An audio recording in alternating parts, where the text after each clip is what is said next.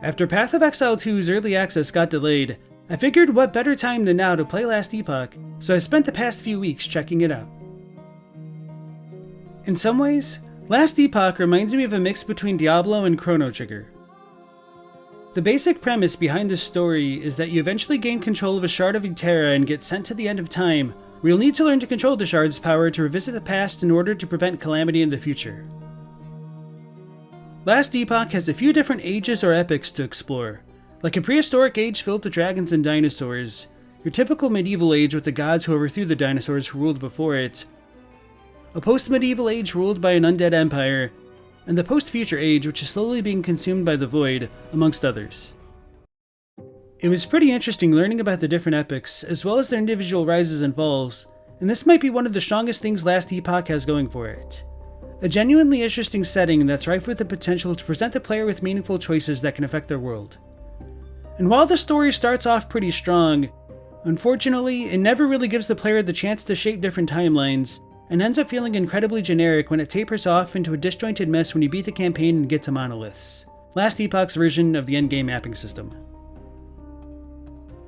While the campaign was pretty linear, one thing I noticed as I was making my way through the game for the first time was that you could travel off the beaten path to skip significant portions of the campaign, provided your character was powerful enough to survive in higher level areas, which I can really respect. However, with the way the monolith system is meant to send players to alternate timelines, it never felt like there was any incentive to explore the rest of the main world timeline beyond unlocking a few dungeons in the arena. This wouldn't have been that disappointing if the alternative timelines presented by the monoliths felt like their own worlds with their own stories, but the only real story to be found in the monoliths consisted of a few inconsequential lines found in each quest mission. Considering you have to clear somewhere between 10 and 20 zones for only 3 quest missions per monolith, it quite frankly feels really thoughtless and lazy how these alternative timelines ended up turning out. The vast majority of NPC dialogue isn't voiced over either, so it feels like a really big missed opportunity that they didn't do anything more exciting for the alternate timelines. And if it weren't for the expository dialogue box telling you what each timeline represented on the monolith, I don't think I would have known what they were supposed to be.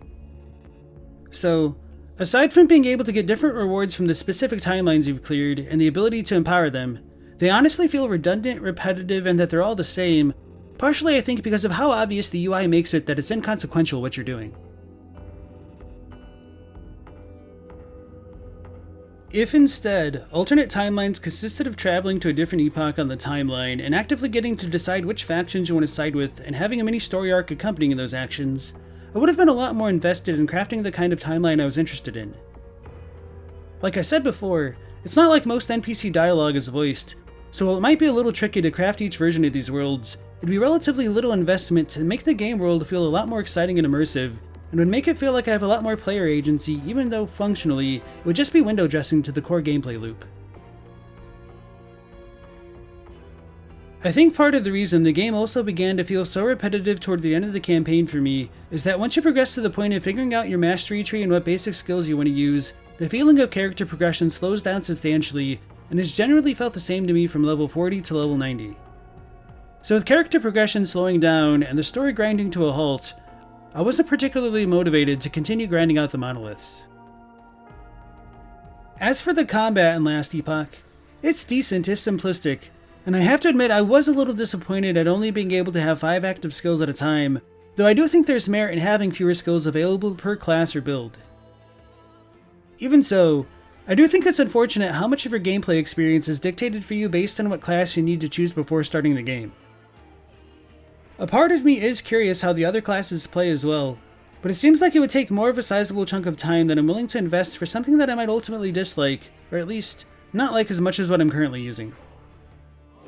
Thus, in order to get the most out of your class pick, it feels like you need to either take a gamble on finding something you like, or to try to look up guides ahead of time. Though, one issue with this approach is that you need to hope that whatever guide you're looking up shows an iteration of a build you like, and there can always be a difference between how a build looks versus how it plays, which can also be a major turnoff. Setting that aside, the actual combat mechanics were pretty decent, and I enjoyed learning how enemies attacked and which ones to avoid, though this was more true toward the beginning of the game. Once I'd figured out what skills I wanted to use toward the mid-game, and started getting more and more passive points to improve them, Combat generally became pretty trivialized, and I spent the majority of my time one-shotting mobs to the point I couldn't really tell you the differences between them. Every once in a blue moon, I'd run into a boss that could one-shot me, which always felt like an abrupt shock considering how I'd been coasting the rest of the game. But aside from that, bosses felt pretty fair in how they telegraphed their attacks, and that it was still possible to even beat bosses that could one-shot me, provided I'd learned their moves. I enjoyed the boss fights quite a bit the few times they challenged me to get good, and I generally think they're well designed, so I think it's a bit unfortunate how uneven the difficulty curve is between the beginning of the game, the middle of the campaign, and empowered timelines. I suspect part of the reason I may have found Last Epoch to be so easy was partially from my experience playing other ARPGs like Path of Exile, but another big component may have been how accessible the crafting system was. This actually became one of my favorite parts of Last Epoch because of how straightforward the game made learning crafting prefixes and suffixes onto gear. Not only that, I also really came to appreciate how deterministically players could break down equipment to farm and stockpile specific affixes for their builds. So for example, if I wanted more health on a piece of gear, I could dismantle other items with a health suffix which I could craft onto the piece of equipment I actually want to use. It's also interesting to me having forging potential for equipment, which effectively limits the amount of times one can reroll their stats, and while I wasn't a fan of it at first, I came to appreciate how it made me keep interacting with the crafting system over time. There is always the potential to make an item with a really good base into something great, but if I failed, it didn't feel particularly bad or wasteful, which is a pretty impressive feat for an ARPG.